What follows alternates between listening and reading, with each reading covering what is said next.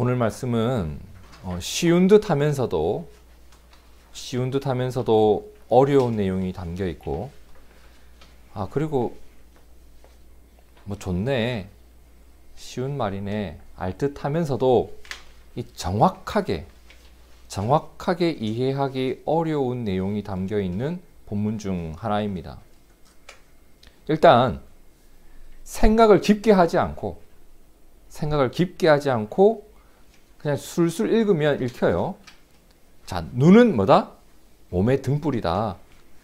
그러니 너의 눈이 성하면, 이 성하다는 말은 온전하면, 건강하면 온몸이 밝을 것이고, 눈이 나쁘면 온몸이 어두울 것이다.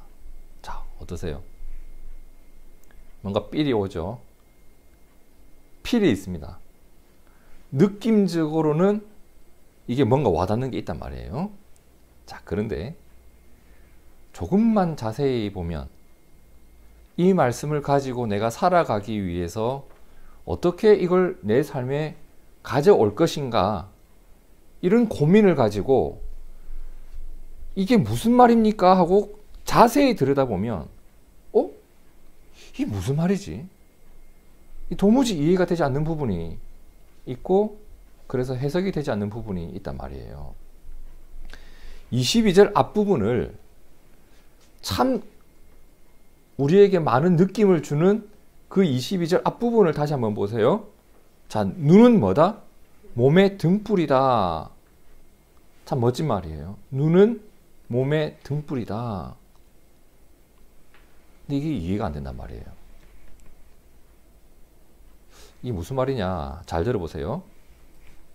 여러분 혹시 창문이 없는 곳에 가보신 적 있으시죠? 창문이 없는 곳. 자, 창문이 없는 곳. 극장 또는 지하실 또는 사방이 꽉 막혀 있는 화장실. 보통 아파트 화장실이 그렇죠. 그런 곳은 불을 끄면 어떻게 돼요? 정말 깜깜해집니다. 정말 깜깜해져요. 그렇죠? 아무것도 보이지 않아요. 왜? 왜 그래요? 빛이 없기 때문이죠. 빛이 없기 때문에. 빛이 없으면 우리는 아무것도 볼 수가 없습니다. 맞나요? 이건 초등학교 과학 시간에도 배우는 거죠. 빛이 비춰진 만큼 무언가를 볼 수 있고, 빛이 없으면 아무것도 보지 못해요. 그러니 무언가를 보려면 그곳을 비춰주는 빛이 있어야 하고, 그 빛을 볼 수 있는 우리의 신체 기관은 어디예요? 눈이에요. 그죠? 그러니까 빛이 있고 눈이 있어야 무언가를 볼 수가 있습니다. 맞나요? 예, 쉬운 거예요. 자, 그런데 오늘 말씀을 보세요. 눈이 뭐다? 몸의 등불이래요. 등불은 뭐예요? 무언가를 환하게 비추는 빛이에요. 눈은 뭐예요? 그 빛을 통해 반사된 것을 수용하는 수용체예요. 근데 눈이 빛이래요. 이게 무슨 말이냐는 겁니다. 등불은 등불이고 눈은 눈인데, 눈이 몸에서 등불이 된다. 이게 해석이 정말 어려워요. 예수님은 도대체 어떤 의도를 가지고 이 말씀을 하셨을까? 자, 잘 들으셔야 돼요. 일단 이 말씀은 비유입니다. 비유. 눈이 몸에 어떤 영향을 주고 있는가? 눈이 우리의 몸에서 어떤 기능을 하고 있는가? 즉, 이 눈의 기능적인 역할을 비유적으로 설명한 겁니다. 쉽게 말해서, 자, 눈이 우리 몸에서 어떤 역할을 한다? 등불과 같은 역할을 한다. 그죠? 눈이 우리 몸에서 무언가를 볼 수 있는 빛의 역할을 한다라는 거예요. 그런데 여기서 말하는 눈과 몸이 뭐냐는 거예요. 이건 단순히 우리의 신체 기관을 말하는 게 아니에요. 그럼 눈이 도대체 뭐냐? 눈은 이거예요. 내가 품고 살아가는 가치, 내 마음이 향해 있는 것, 내 마음이 바라보는 것, 그래서 내 의지가 향하는 것. 이 말 이해되세요? 마치 저기 봐 하면 눈이 이렇게 돌아가잖아요. 저기 봐봐 이렇게 돌아가잖아요. 나 저거 좀 보고 싶어 하면 이렇게 눈이 가잖아요. 그것처럼 내 마음이 향하는 것 말이에요. 왜 우리 그런 말 하잖아요. 야, 너 마음이 콩밭에 가 있네. 이거 학교에서 수업 시간에 딴청 피우고 있으면 야, 너 집에 꿀단지 두고 왔어? 이렇게. 그 자리에 있긴 한데 내 마음이 다른 곳에 가 있는 거예요. 그것처럼 마음이 향해 있는 것, 그것도 눈으로 지금 표현되어 있는 거예요. 그리고 몸은 뭐예요? 몸은 우리가 살아가는 삶을 의미합니다. 누군가가 생명을 얻었어요. 몸을 가지게 되었어요. 그 몸이 시간 속을 유영하기 시작하는 것을 우리가 삶이라고 하잖아요. 맞나요? 몸이 시간을 만나면 삶이 돼요. 그러니까 지금 여기서 말하는 몸은 누군가 살아가는 삶을 포함하는 단어입니다. 처음부터 설명이 어려운데 제가 설명을 잘 해드렸기 때문에 이해가 되셨으리라 생각됩니다. 다시 한번 정리를 하면 이거예요. 나의 눈은 나의 시선, 내가 품고 살아가는 가치, 내 마음이 바라보는 것까지 포함한 말이고, 그 눈이 내 몸에 등불이 된다라는 것은 그 내가 품고 살아가는 가치, 내 마음을 향한 그것이 현재 내 모습을 환히 비추어 볼 수 있는 빛이 되고, 더 나아가 내가 살아갈 삶의 발걸음의 지표가 된다. 어두운 길을 갈 때 등불을 켜고 가잖아요. 어두운 계단을 내려갈 때 후레쉬를 켜고 가잖아요. 그것처럼 내가 바라보고 있는 그것이 내 삶을 어떻게 살아가야 할지를 비춰주는 빛이 되어진다라는 부분이에요. 자, 그러면 이걸 설명만 하면 아주 어려워지니 이게 도대체 무슨 말인지 구체적인 예를 한번 들어볼게요. 우리 모두가 잘 아는 가데스 바네아 이야기를 좀 해보려고 합니다. 가데스 바네아 하면 여러분 머릿속에 어떤 이야기인지 다 떠오르실 거예요. 제가 충분히 여러분에게 교육을 시켜드린 부분이죠. 가데스 바네아 어떤 곳이에요? 민수기 13장에 이런 내용이 나오죠. 모세가 가나안 땅을 정탐하러 그들을 보내며 이르되 너희는 네겝 길로 행하여 산지로 올라가서 그 땅이 어떠한지 정탐하라. 자, 이게 무슨 내용이냐? 이스라엘이 애굽에서 종살이 하다가 출애굽했습니다. 애굽에서 나왔습니다. 애굽에서 나온 후 그들이 가나안 땅에 몇 년 후에 들어가게 되죠? 무려 40년이란 세월을 광야에서 방황하다가 가나안 땅에 들어갔는데, 사실 그들은 40년 뒤에 들어갈 사람들이 아니라 2년 뒤에 들어갈 사람들이었습니다. 가나안 땅에서 나온 지 2년이 되었을 무렵에 그들은 가나안 땅을 바라보면서 가나안 땅 바로 접경 지역이었던 가데스 바네아에 도착하게 되었습니다. 그 가데스 바네아에서 그들은 12명의 정탐꾼을 보내게 되었는데, 그 땅이 어떤 땅인지, 그 땅에는 어떤 사람들이 살고 있는지를 미리 살펴봤던 거예요. 그 장면이 이제 민수기 13장에 나오는 것이고, 그렇게 정탐꾼을 보냈던 지역이 어디다? 가데스 바네아였다라는 내용이에요. 자, 그곳에 정탐꾼 몇 명이 갔죠? 12명이 갔습니다. 12명 맞나요? 그들이 무슨 땅을 정탐했다? 가나안 땅을 정탐했다. 그리고 그들이 돌아왔습니다. 12명 중 한 명이었던 갈렙이 그 땅을 정탐한 결과를 이렇게 보고하는데, 자, 민수기 13장 30절. 갈렙이 모세 앞에서 백성을 조용하게 하고 이르되 우리가 곧 올라가서 그 땅을 취하자 능히 이긴다 라고 했습니다. 누가? 갈렙이. 자, 그런데 그 12명 중에 방금 말한 갈렙 그리고 여호수아라는 사람을 제외한 10명이 이렇게 말을 합니다. 이스라엘 자손 앞에서 그 정탐한 땅을 어떻게 해요? 악평합니다. 10명은 악평을 했어요. 우리가 두루 다니며 정탐한 땅은 그 거주민을 삼키는 땅이요. 들어가면 우리 다 죽는다. 거기에서 본 모든 백성은 어떻다? 신장이 장대하였다. 거기서 네피림 후손인 아낙 자손의 거인들을 보았나니 한마디로 엄청난 사람, 강한 사람들이 살고 있는 땅이었다는 거예요. 우리는 스스로 보기에도 어땠다? 메뚜기 같더라. 우리는 메뚜기 같더라.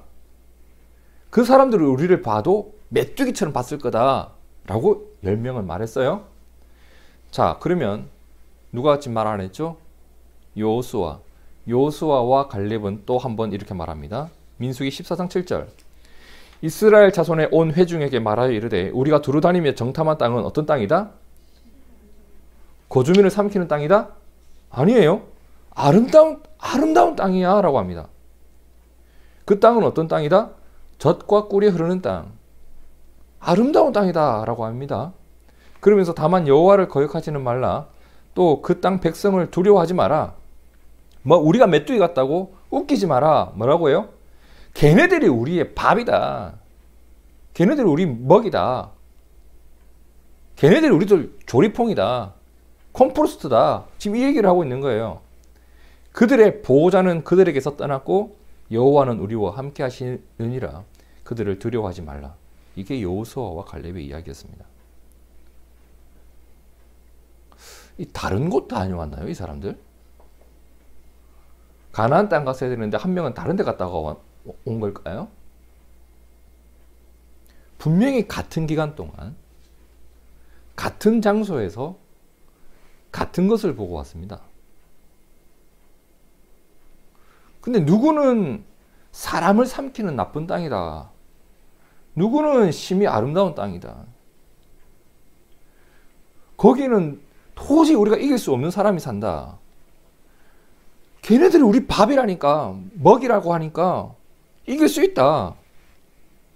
뭐라고 해? 우리가 메뚜기라고. 아니, 걔네들이 우리 밥이라고.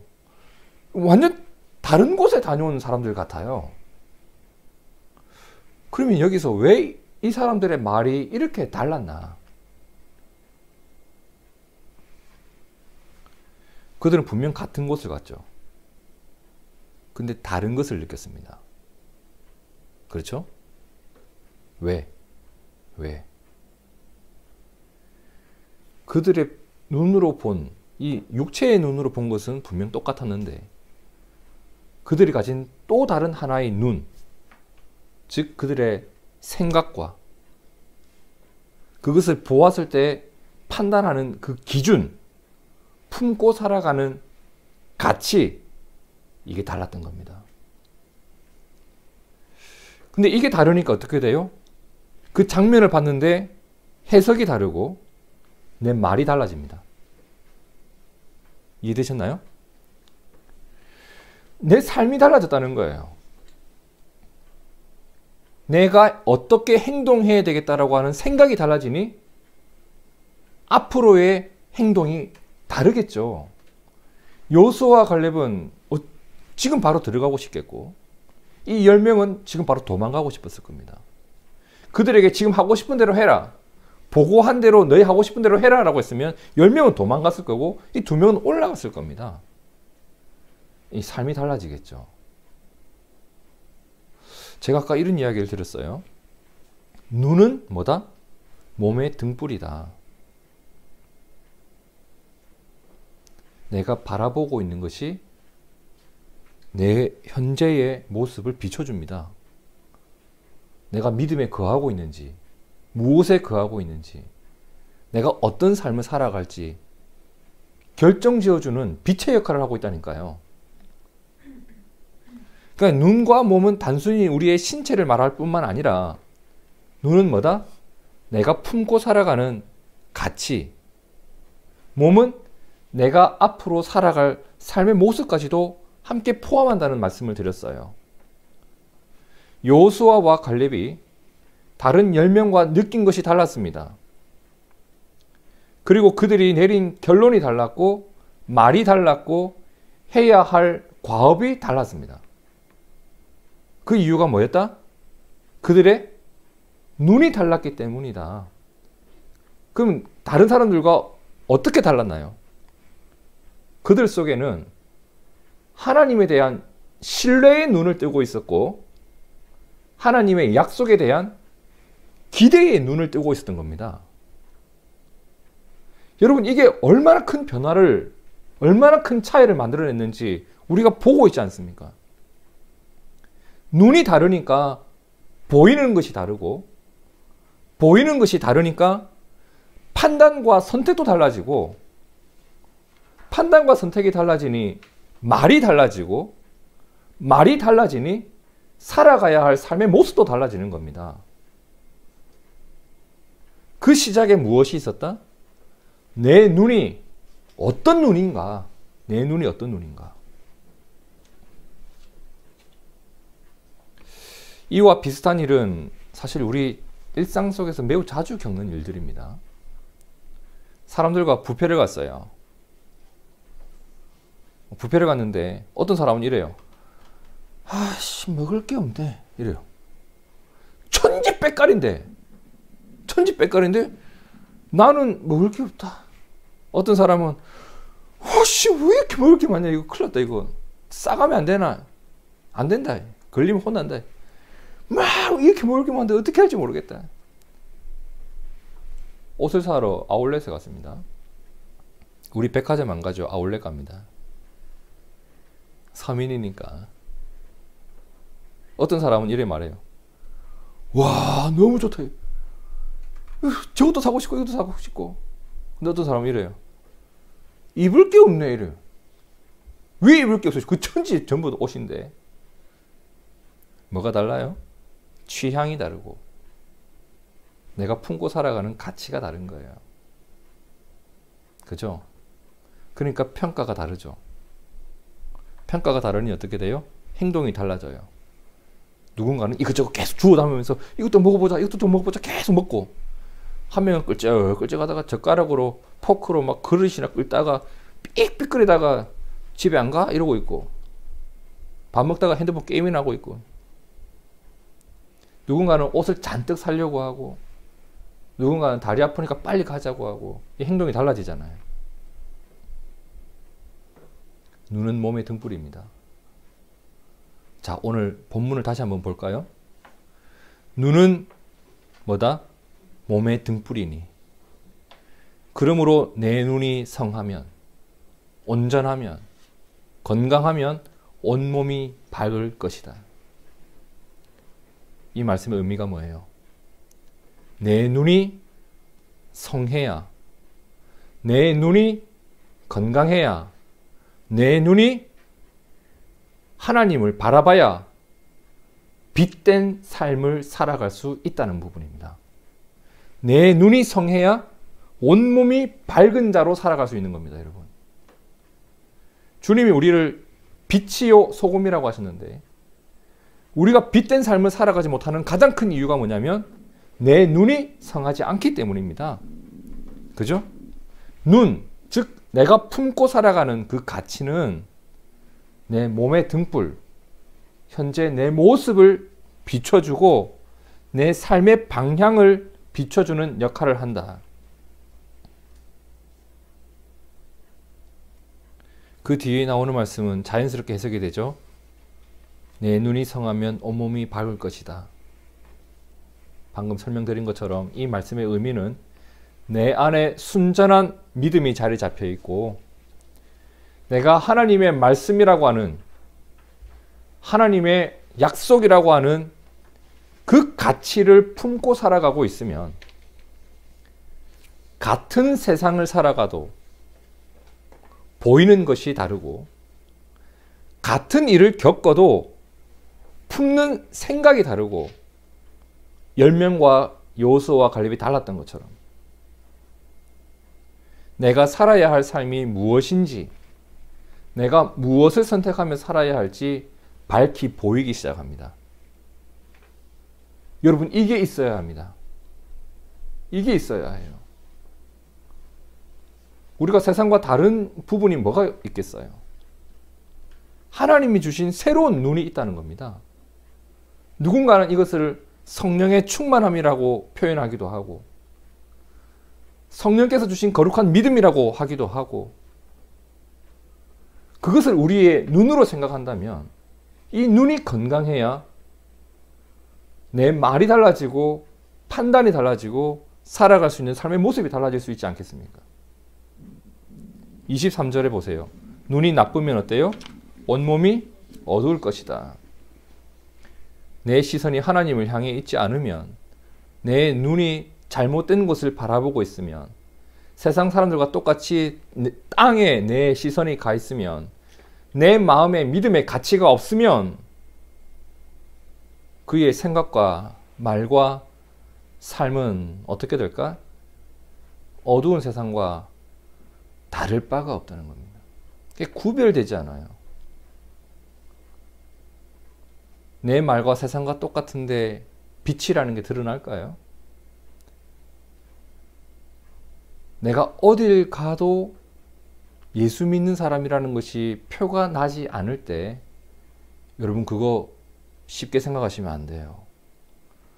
어둠이 우리와 똑같다라고 인식되어지는 것, 나도 어둠인 거예요. 믿음의 가치를 가진 사람은 말의 모양새가 달라집니다. 그렇지 않겠습니까? 어떻게 똑같을 수 있겠습니까? 하나님을 믿는 자와 믿지 않는 자가, 하나님을 바라보는 자와 바라보지 않는 자가 어떻게 똑같을 수 있겠냐 말입니다. 그러면 오늘 이 말씀을 우리가 지금까지 살펴봤던 마태복음 6장 전체 속에서 한번 생각해 봅시다.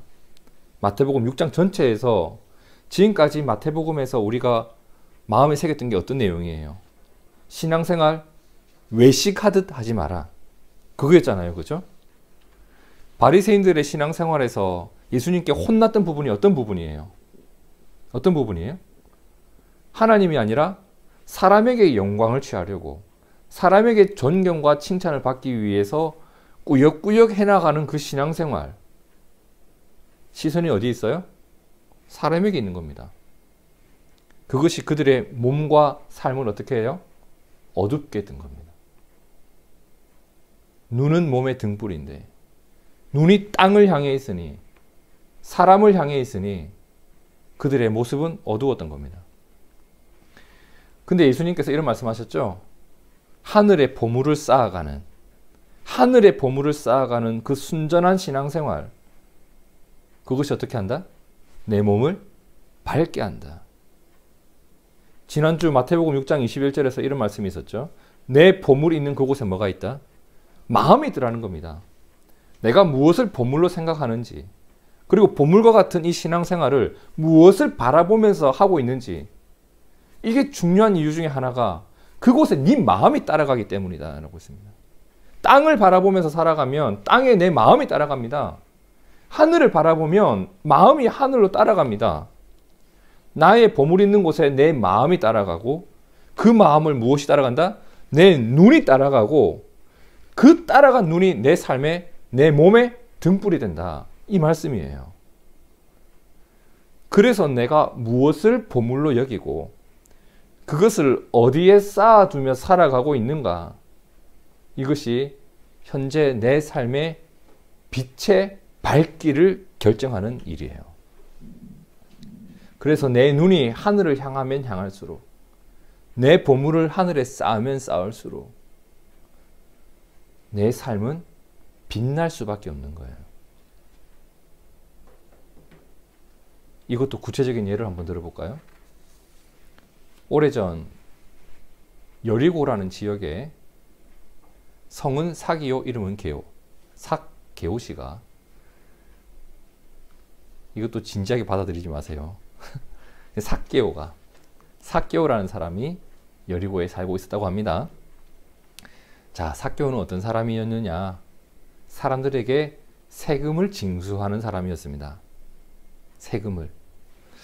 자, 근데 그 당시에 세금을 징수하는 세리들은 온 사람들한테 욕을 들어먹는 사람이었습니다. 왜냐하면 그 당시에는 이스라엘이 로마의 압제하에 있었거든요. 그럼 세금을 거두어서 어디로 가져간다? 로마에게 바치는 사람이었어요. 민족의 피를 뜯어서 로마에게 갖다 바치는. 그런데 로마는 이렇게 말해요. 너희 동네에서 세금 100만 원을 거두어 와라 라고 이렇게 맡겨두면 이 사람들은 150만 원을 거두어서 50만 원은 in my pocket, 100만 원은 로마. 이렇게 했던 거예요. 그러니까 세리가 얼마나 그 당시에 죄인 중에 죄인으로, 괴수 중에 괴수로 사람들한테 인식되었는지 몰라요. 근데 삭개오는 어떤 사람이다? 그 세리들의 대장이었던 거예요. 세리장. 요즘으로 치면 각 지방 세무서장이었던 겁니다. 그 누가복음 19장 2절에 보면 삭개오라 이름하는 자가 있으니 뭐라고요? 세리장이었다. 그리고 또 뭐였다? 부자였다. 이 사람 하면 딱 떠오르는 게 두 가지예요. 세리장, 부자. 이거 말고는 생각나는 게 없는 그런 사람이에요. 그가 지금까지 품고 살아왔던 삶의 가치가 무엇이었는가? 어떤 일이 있든 돈 모으는 게 짱이다. 돈 모으는 게 짱이다. 열심히 돈 모았습니다. 그것 위해서 온갖 짓을 다 했겠죠. 그리고 사람들이 이러한 나를 어떻게 말하든 바라보든 상관이 없었습니다. 뭐 돈도 없는 것들이 까불고 있어요. 내놔! 권력으로 막 거두었던. 그렇다면 사람들이 이러한 그의 삶의 모습을 보면서 우리 삭개오님은 빛된 삶을 살고 있어. 저분만 바라보면 하늘의 영광을 보는 것 같아. 정말 저렇게 어떻게 돈을 잘 모으실까? 라고 했을까? 아니면 저 칙칙한 놈을 봐라. 저 어둠의 자식 같은 놈 새끼. 저런 놈 새끼. 저것도 유대인이라고. 이렇게 했을까요?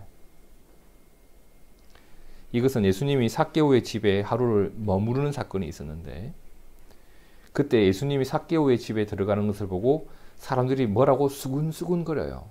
그 내용을 보면 사람들에게 어떠한 모습으로 비춰졌는지 우리가 잘 알 수 있는데, 자, 누가복음 19장 7절 함께 읽어볼까요? 시작.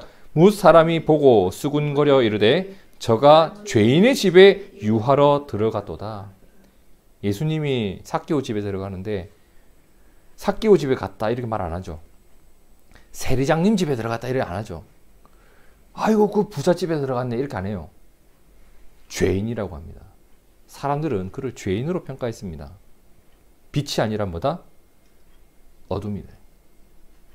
세상의 빛이 아니라 이 세상의 어둠과 같은 존재. 그렇게 여겨졌던 게 삭개오였습니다. 그죠? 그런데 그날이었습니다. 예수님께서 삭개오의 집에 머무르면서 삭개오에게 믿음을 알려줍니다. 근데 삭개오가 짧은 시간 그 믿음이라는 가치를 마음에 품게 돼요. 무엇을 품었다? 믿음을. 예수님의 말씀을 마음에 품게 돼요. 없었던 눈이 생긴 거예요. 그 믿음의 눈으로 나를 들여다봤습니다. 그동안은 나를 보지 못했는데 예수님이 말씀하신 그 말씀의 가치를 가지고 나를 들여다본 거예요.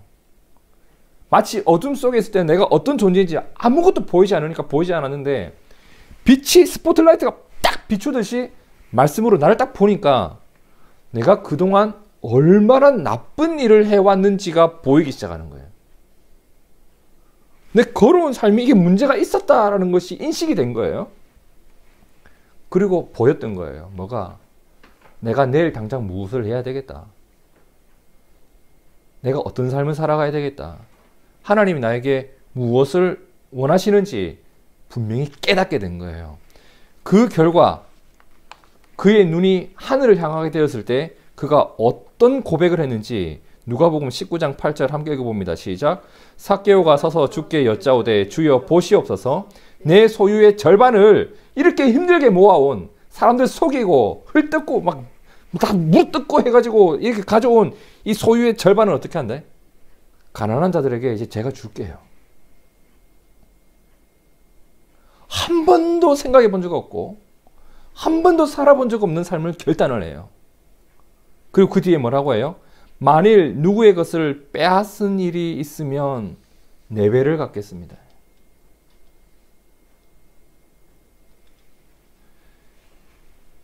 그가 지금까지 아무렇지도 않게 했던 일이 이제는 죄가 죄로 보였습니다. 그죠?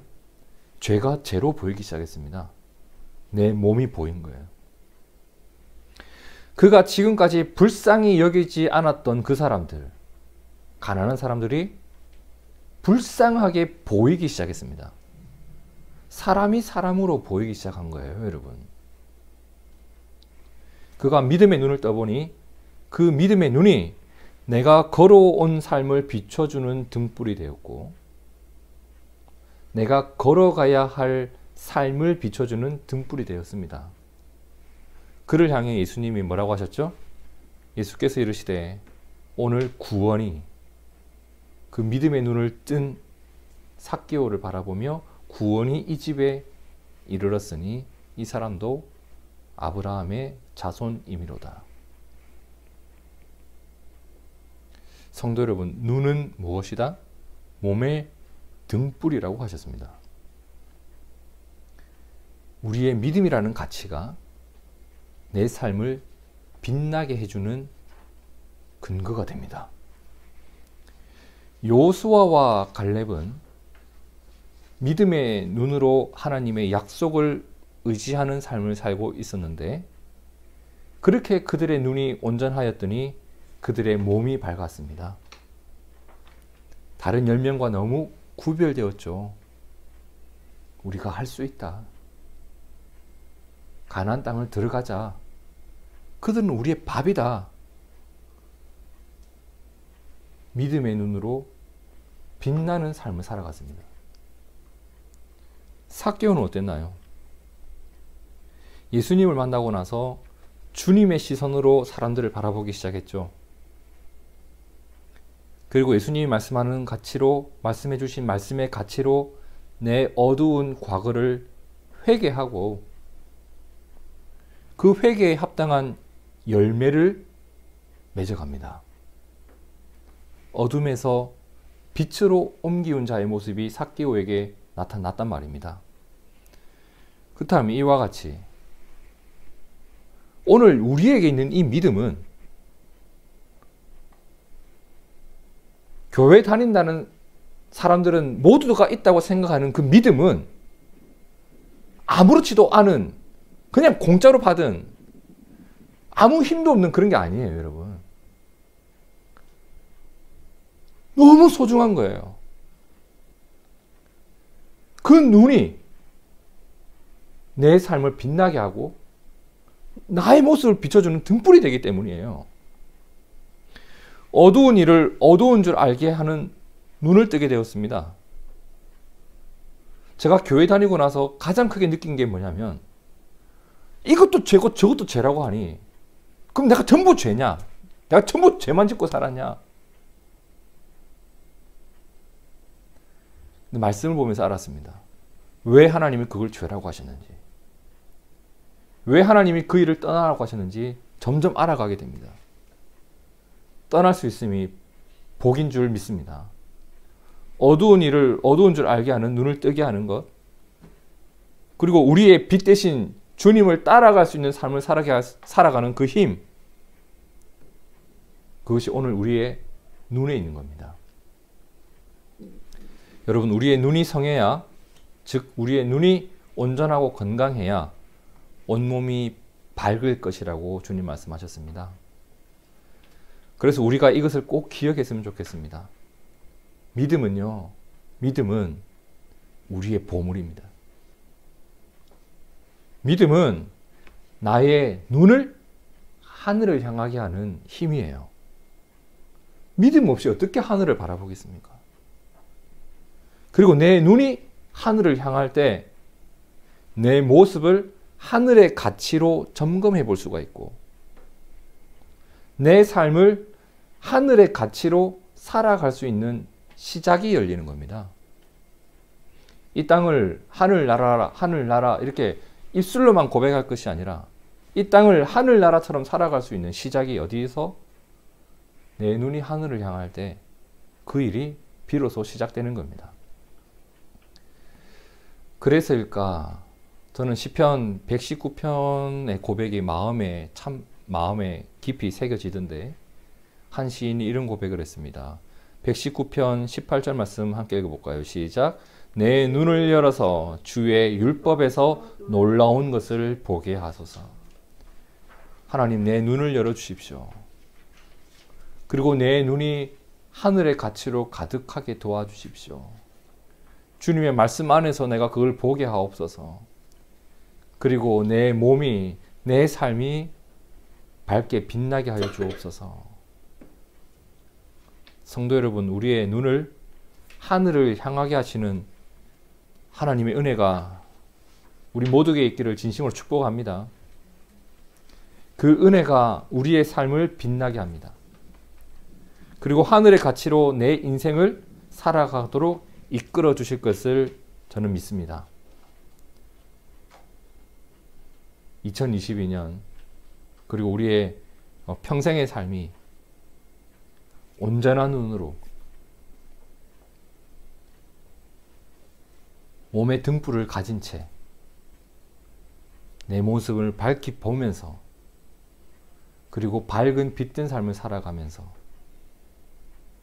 그 아름다운 삶을 살아가는 우리 모두가 되길 다시 한번 진심으로 축복합니다. 함께 기도하겠습니다.